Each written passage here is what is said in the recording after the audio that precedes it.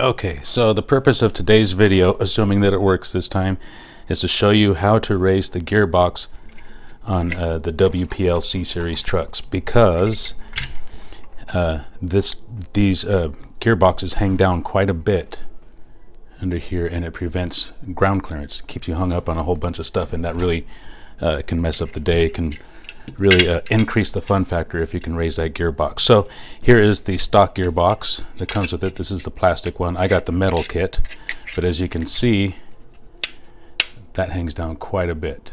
That's going to get caught up on the rocks.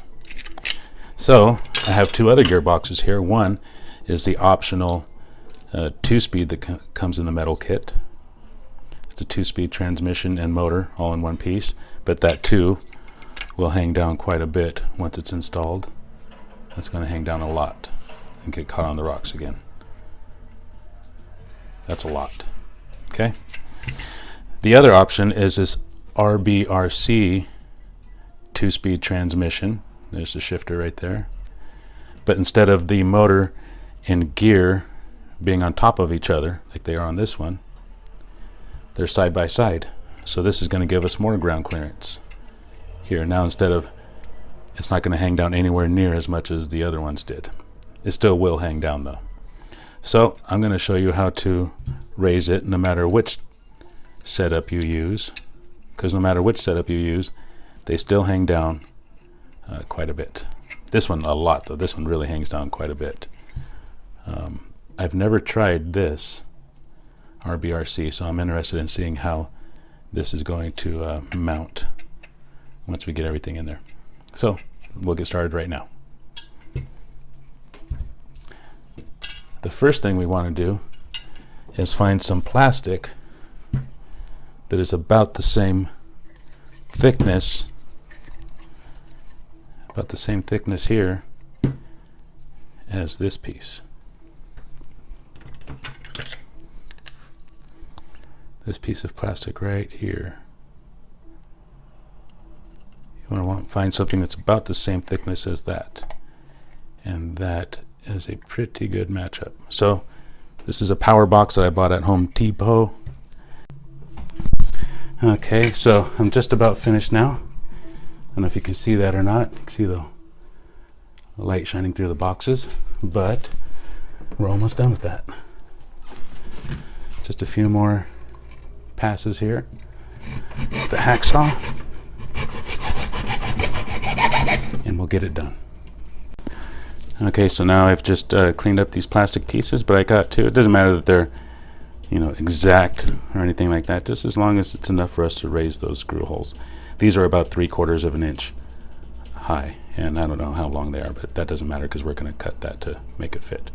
Okay, so there we go. We got two pieces of plastic, and we are going to somehow, on this one it's easy. You just glue it there. We're going to put new screw holes in, and that's going to allow us to raise the gearbox. This one's going to be a little bit different because I don't know how we're going to get that to work. Might not work, who knows. I'm just trying this out, and if it works I'll pass this part on, and if not then I'll just pretend like it never happened. Alright, there we go.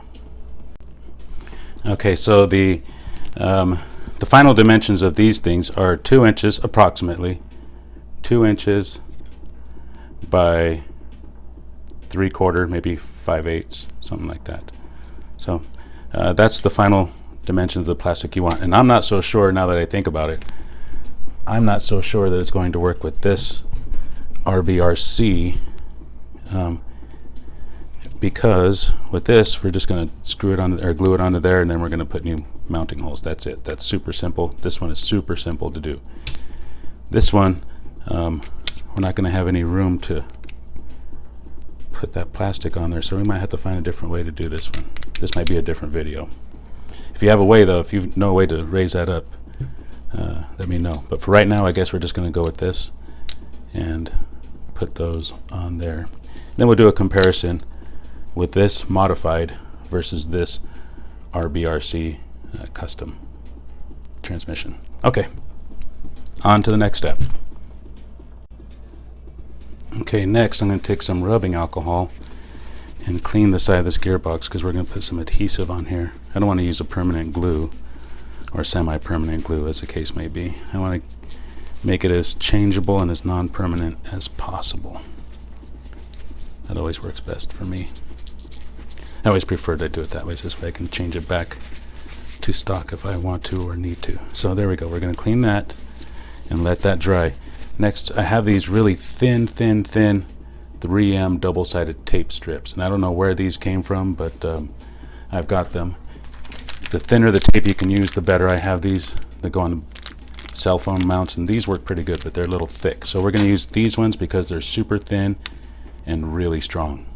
Okay? Clean these too, and we'll be back. Okay, now that I'm getting ready to put this on here, I can see that this has kind of a downward angle to it, downward curve. So I'm just going to take a Dremel. If you don't have a Dremel, I don't think it's real important. But I'm just going to make this loop in a little bit so this way it'll fit tighter up against that that transmission there. Okay. Okay, the next thing we want to do is we want to take this plate here, hold up against the gearbox, slide it into the frame, figure out where we want our new holes, and then we're just going to mark them with the pen. Oops, let me get that on camera. We're going to slide this in here, and we're going to mark with the pen where we want our new holes to be. Okay, there you go. So these new holes are set about a 1/2 inch further than they were than these ones.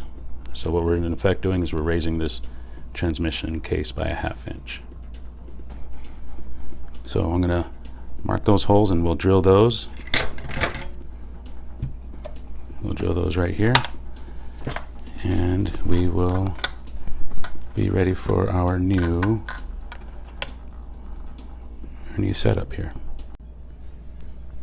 Okay, so now we have the holes drilled, and they should line up perfectly because all we did was just slide this up and use these to mark the holes. So I went ahead and pre-drilled those holes in there, and now we're going to screw these in. And what we're trying to do here again is we're trying to raise the ground clearance on this, and also, since that one piece was overhanging by so much, I just went ahead and marked some new holes, and I'll show you that after I get this in there. I'm just using the regular stock screws from WPL, and there you go. I'll screw the third one in later.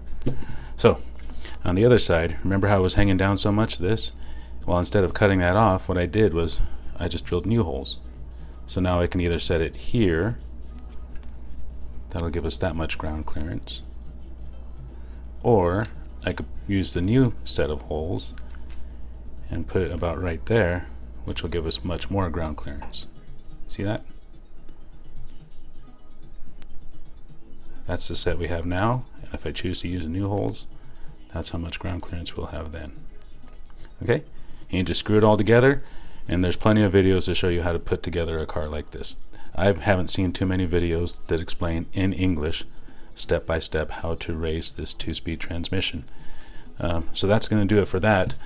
As far as the metal 2-speed transmission from RBRC, it is metal, so I won't be able to mount plastic there, and also the sides here are 2 different depths. They're going to be 2 different thicknesses of plastic that I'll have to use. See that? And there's a much different thickness. So I'm going to have to figure out a different way to mount this and raise it. I'm probably going to have to change the frame, make some kind of alteration to the frame rather than to the gearbox. Probably find some way to make a brace go across like that and raise the gearbox like that. But anyways, that's how you raise a 2-speed transmission on a WPL. Basically just glue a piece of plastic onto the side of the 2-speed box and drill new holes, and there you go. Now I haven't put together the C34 before, so I am going to see if I have to make some cuts into the body like you do with the C24. If you do this to the C24, you will have to make some cuts on the inside underneath of the body, mainly to the battery tray, and it really doesn't affect anything. Oh, and the really nice thing about this is you can raise the gearbox without messing with your suspension. You can leave your suspension alone and pretty much just keep the same center of gravity. Your center of gravity will change by this much, but you know, there you go. Okay, I hope that helps. I really hope that helps. Bye.